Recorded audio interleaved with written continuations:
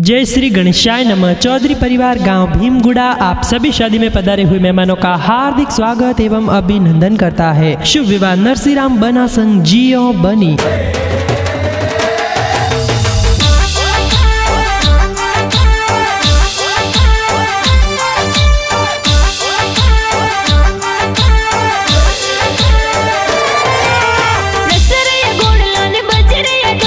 सजरया घोड़ला ने बाजरया ढोल, डीजे बजे चौधरिया री पोल, बाजरया डीजे चौधरिया री पोल, डीजे बजे जीवाराम जी री पोल, बाजरया डीजे जीवाराम जी री पोल। नरसिंहराम बनसा परणी जे, मोरा नरसिंहराम बनसा परणी जे, तो जियो बनी संग परणी जे, तो जियो बनी रे संग परणी जे।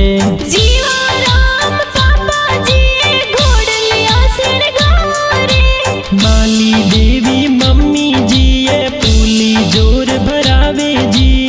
कैसी थोड़ी बहन कही जी मेहंदी प्यार लगावे जी, परतापारम जी ठाकुराराम भाई साडीज मंगावे जी। घड़ा उसीला भाई साहब डीजे ऊपर नाचे जी, बुआ जी का बेटा जसराज चौधरी ब्याम माही आवे जी।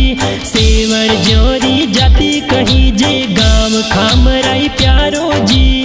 डालू राम जाटे तो गाना प्यार बनावे सा, माजी सा स्टूडियो बाड़मेर में गाना बाजे सा।